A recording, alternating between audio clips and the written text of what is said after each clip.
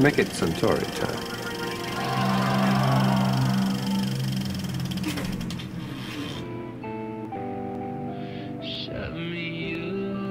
So I'm really curious, you grew up in this world where you were totally immersed in films and filmmaking. Do you remember a point in time where something clicked and you said, I want to be a filmmaker?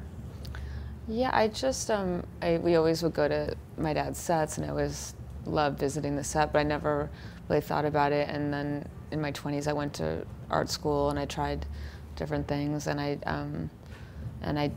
really didn't know. I was interested in so many different things, but not like great at one thing. And then I made a short film, and that's when I really felt like I was doing something that clicked for me, because it brought together all the things I was interested in photography and music and design. And so I think it was when I did my short film that I realized this was something that I could do. And you wrote a screenplay though when you were young, right? Like at 18? You were 18 when you wrote your first screenplay? My dad had me co-write a short film, Life Without Zoe, to teach me about screenwriting. But it was really his story, and I helped with it. But that was really his thing. And so the first thing I wrote was this short film, and then I adapted the Virgin Suicides, the book. That was my first feature-length screenplay. My intentions for your daughter are entirely honorable. What might those intentions be?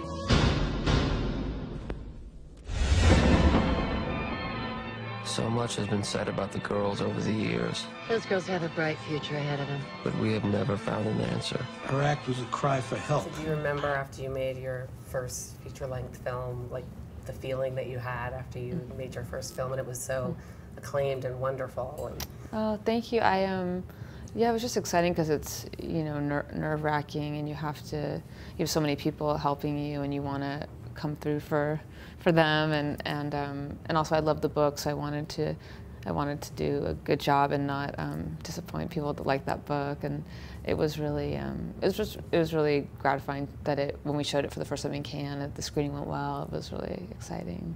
When you're writing your screenplays, are you visualizing the set as you're doing it, as you're writing? Yeah, definitely. My scripts are always really simple and sparse because I'm imagining what it looks like, and I don't go into too much detail describing it because I know I'm going to direct it. So just enough to give the people I'm working with an idea of what it needs to have, and then I explain more. And I also put together a visual reference book of the look and the feeling and references to help. But what I like about filmmaking is telling the story through visuals. I've never been as interested in dialogue-driven scenes. So I definitely, I look at a lot of photos for ideas for the imagery.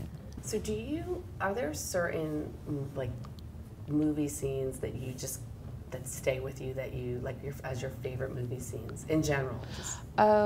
Oh yeah, I mean there's always sequences that stay in mind. I can't think of the top of my head favorite moments, but when I was working on this film, I thought about Shampoo and American Gigolos being really iconic LA movies, and that inspired me to want to do something about.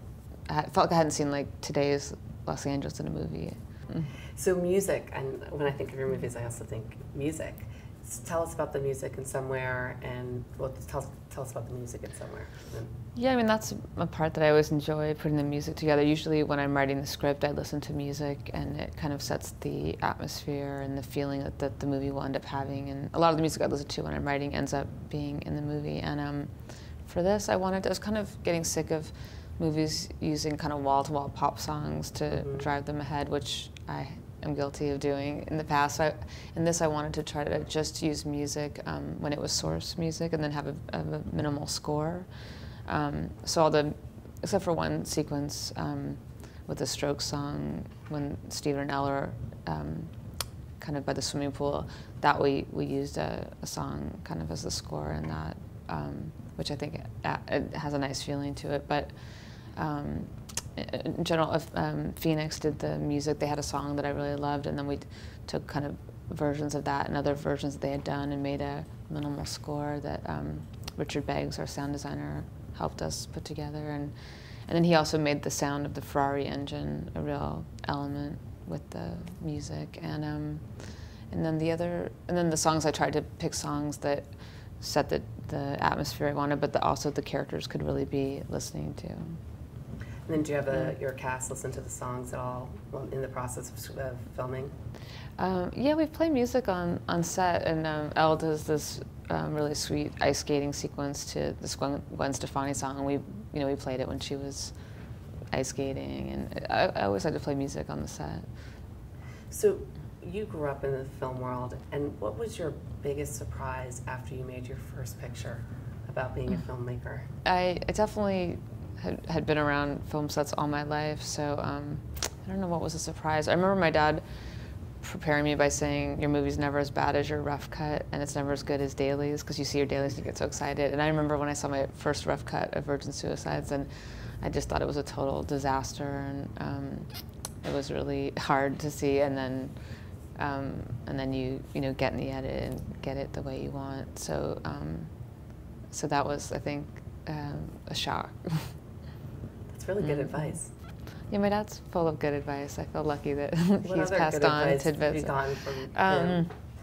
Yeah, what else has he? He's always said that the story and the actors are the most important part, and I learned about he always thought that rehearsals are important, so I've learned about doing improvs and rehearsing before, because that's something that he always stressed is important to do, and I feel like it's helped a lot to get the performances. So what advice would you give to an aspiring filmmaker? Is there something you would tell them? Oh, I mean, I think it's just so cool now with video cameras that anyone can make a movie. I would say just go out and make a short film or make your movie, that you don't have to, wait to put together a budget or all these elements, that now with little video cameras you can just go out and try things. So I think that's exciting.